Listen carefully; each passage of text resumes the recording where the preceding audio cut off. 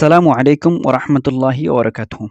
বন্ধুরা, তোমরা যারা অ্যাডমিশন সময়ে আসো এবং বিভাগ পরিবর্তন করে পরীক্ষা দেওয়ার সিদ্ধান্ত নিয়েছো, অর্থাৎ তুমি যেই গ্রুপ থেকে এইচএসসি দিয়েছো সেই গ্রুপ পরিবর্তন করে বিশ্ববিদ্যালয়ে ভর্তি পরীক্ষা দেওয়ার সিদ্ধান্ত নিয়েছো, আমি তাদেরকে উদ্দেশ্য করে আজকে বিভাগ পরিবর্তনের কিছু নিয়ম এবং দিক নির্দেশনা দেওয়ার চেষ্টা করব ইনশাল্লাহ।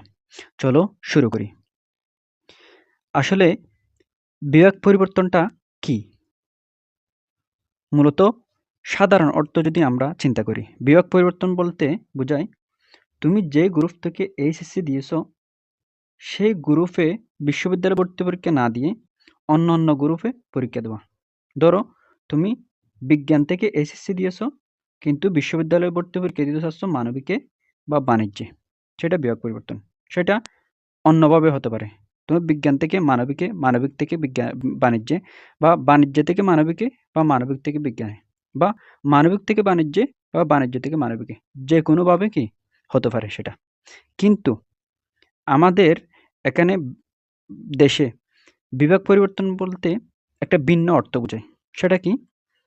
সেটা হচ্ছে যারা বিজ্ঞান বিভাগে এইচএসসি দিয়ে অ্যাডমিশন দিতে চায় মানবিক বা বাণিজ্যে, সেটাকে মূলত কি বলা হয়? বিভাগ পরিবর্তন বলা হয়। এর পেছনেও মূলত একটা কারণ আছে। কারণ মানবিক বা বাণিজ্যের বিভাগগুলোতে পরীক্ষা দিতে হয় কি? বাংলা, ইংরেজি, জিকে, এগুলা আরকি। আর বিজ্ঞান বিভাগে ফিজিক্স, কেমিস্ট্রি, ম্যাথ এগুলো দিতে হয়। মানবিকের স্টুডেন্টরা চাইলেও ৬ মাসে ফিজিক্স, কেমিস্ট্রি, ম্যাথ এগুলা কি কভার করতে পারে না। কিন্তু বিজ্ঞানের স্টুডেন্টরা এগুলো পড়ে থাকে এক, আর এগুলো চাইলে ৫০০ মাসে কি কভার করা যায়। সেজন্য বিজ্ঞান বিভাগ থেকে মানবিক বা বাণিজ্যে যাওয়ার যে প্রসেস, সেটাকে মূলত বিভাগ পরিবর্তন হিসেবে কি করা হয়? চিহ্নিত করা হয়। চলো আমরা জেনে আসি এই বিজ্ঞান বিভাগের পরীক্ষার্থীরা কেন কি দেয়, বিভাগ পরিবর্তন করে। এর পিছনে মূল কারণ হচ্ছে জিপিএ কম। অর্থাৎ তাদের এইচএসসি, এসএসসি মিলে যদি জিপিএ কম হয় তাহলে তারা বিভাগ পরিবর্তনের সিদ্ধান্ত নেয়। কারণ আমরা জানি মেডিকেলে ভর্তি পরীক্ষা দিতে চাইলে বিজ্ঞান বিভাগের ছাত্রদের দুটাতেই 5 অর্থাৎ জিপিএ 5 লাগে দুটাতেই, এইচএসসি, এসএসসি দুটাতেই। সেরকম ইঞ্জিনিয়ারিং ইউনিভার্সিটিগুলোতেও ভালো জিপিএ লাগে এবং ভালো মার্কও লাগে। সেরকম বিভিন্ন ভার্সিটিগুলোতেও কি লাগে? ভালো মার্ক লাগে। আর যদি ভালো জিপিএ না থাকে তখন বিভাগ পরিবর্তনের সিদ্ধান্ত নেয়। কারণ বিভাগ পরিবর্তনের মধ্যে রিকোয়ারমেন্ট একটু কি কম হয়, লোয়ার হয়। সেরকম তার যেহেতু জিপিএ কম, সায়েন্স বা কমার্সের বিষয়গুলো তার দখল কম, সেজন্য তার বিভাগ পরিবর্তনের সিদ্ধান্ত নেওয়াটা কি যৌক্তিক। তবে কিছু ছাত্র এইচএসসি সায়েন্স থাকে এবং তাদের রেজাল্ট ভালো হওয়া সত্ত্বেও আর্টসের বিষয়ে ফ্যাসিনেশন, অর্থাৎ আর্টসের যে সাবজেক্টগুলো আছে, সামাজিক বিজ্ঞানের যে সাবজেক্টগুলো আছে, আইন অনুষদের যে সাবজেক্টগুলো আছে, বা ভাষা রিলেটেড যে সাবজেক্টগুলো আছে, এগুলোর প্রতি আলাদা ফ্যাসিনেশনের কারণে তারা বিভাগ পরিবর্তনের সিদ্ধান্ত নেয়। আর কেউ নেই সেকেন্ড অপশন হিসেবে। বিশেষ করে মেডিকেল পরবর্তী যারা আছে তারা সেকেন্ড অপশন হিসেবে এই বিভাগ পরিবর্তন ডি ইউনিটটা কি টার্গেট করে। যেমন আমি সেকেন্ড অপশন হিসেবে করেছিলাম, অর্থাৎ আমি এইচএসসি কি দিয়েছি, সায়েন্স থেকে দিয়েছি এবং সায়েন্সের প্রস্তুতিও নিয়েছি। তবে সেকেন্ড অপশন হিসেবে দিনে ২ ঘন্টা ১ ঘন্টা এরকম করে বিভাগ পরিবর্তনের সাবজেক্টগুলো কি একটু দেখতাম।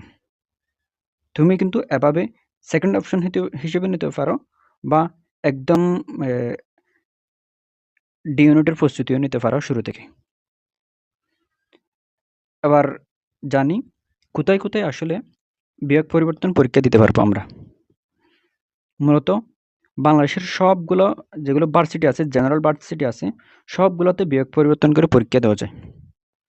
যেমন ঢাকা ভার্সিটিতে আগে বিভাগ পরিবর্তনের জন্য আলাদা একটা ইউনিট ছিল, সেটা ছিল ঘ ইউনিট বা ডি ইউনিট। তবে ২-১ বছর ধরে শুধুমাত্র খ ইউনিটে বিভাগ পরিবর্তনকারীরা পরীক্ষা দিতে পারে। খ ইউনিটটা সবার জন্য উন্মুক্ত। তুমি বিজ্ঞান হও, মানবিক হও, বা কমার্স হও, বা মাদ্রাসা থেকে হও, তুমি যেখান থেকে হও না কেন, তুমি যদি সমাজবিজ্ঞান, আইন বা কলার সাবজেক্টগুলো পড়তে চাও, তাহলে তুমি ঢাকা বিশ্ববিদ্যালয়ের বি ইউনিট পরীক্ষা দিবে।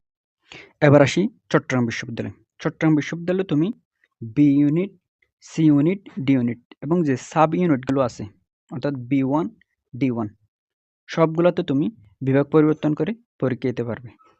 রাজশাহী বিশ্ববিদ্যালয়ে তুমি এ ইউনিটে এবং বি ইউনিটে পরীক্ষা দিতে পারবে বিভাগ পরিবর্তন করে। আর জাহাঙ্গীরনগর বিশ্ববিদ্যালয়ে বি, C1, E-তে পরীক্ষা দিতে পারবে। এবং একটা কথা বিশেষভাবে মনে রাখবে, গুচ্ছতে কিন্তু বিভাগ পরিবর্তন নাই। অর্থাৎ তুমি চাইলেও গুচ্ছতে বিভাগ পরিবর্তন করে পরীক্ষা দিতে পারবে না। তুমি যেই ইউনিট থেকে বা যেই গ্রুপ থেকে এইচএসসি দিয়েছো, সেই গ্রুপে তোমাকে কি অ্যাডমিশন পরীক্ষা দিতে হবে। তবে তুমি যে গ্রুপ থেকে এইচএসসি দিয়েছো, সেই গ্রুপে অ্যাডমিশন দেওয়ার পর যদি তুমি সেখানে পাশও করো বা তুমি টিকে যাও, তখন তুমি অন্য সাবজেক্ট তোমার ইচ্ছা মতো নিতে পারবা। ধরো তুমি রহিম, তুমি সায়েন্সের ছাত্র এবং সায়েন্স থেকে পাশ করেছো, এবার গুচ্ছে অ্যাডমিশন দিতে যাচ্ছ, তাহলে তোমাকে গুচ্ছে পরীক্ষা দিতে হবে সায়েন্সে। এবং তুমি সায়েন্স থেকে গুচ্ছ পরীক্ষা দিয়েছো, দেওয়ার পর তুমি সেখানে টিকেছো। এখন তোমার ইচ্ছা মতো সবগুলো সাবজেক্ট তুমি নিতে পারবা। তোমার আইন থেকে শুরু করে ভাষা রিলেটেড, বাংলা, ইংরেজি, আরবি বা ইঞ্জিনিয়ারিং রিলেটেড বা জীববিজ্ঞান রিলেটেড, কেমিস্ট্রি, সবগুলো সাবজেক্ট কিন্তু তুমি নিতে পারবা। তবে তুমি যেই বিভাগে এইচএসসি দিয়েছো, সেই বিভাগে গুচ্ছ কি দিতে হবে, ভর্তি পরীক্ষা দিতে হবে। এবার আসো সিলেবাস সম্পর্কে। সাধারণত বিভাগ পরিবর্তনে সিলেবাস থাকে ৩টা: বাংলা, ইংরেজি, সাধারণ জ্ঞান।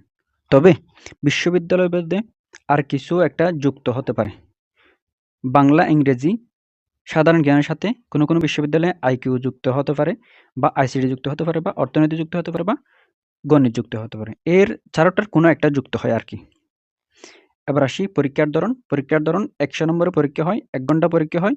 তবে ঢাকা বিশ্ববিদ্যালয়ে ১০০ নম্বরের পরীক্ষা রিটেন প্লাস এমসিকিউ পদ্ধতিতে হয়। আর বাকি সবগুলো বিশ্ববিদ্যালয়ে এমসিকিউ পদ্ধতিতে ১০০টা এমসিকিউ ১০০টা মার্ক এরকম করে পরীক্ষা হয়। এই ছিল বিভাগ পরিবর্তন নিয়ে। যদি কোনো সমস্যা হয় আমার সাথে যোগাযোগ করতে পারো বা কমেন্ট বক্সে তোমার সমস্যা জানাতে পারো। জাযাকুমুল্লাহ ফর ওয়াচিং।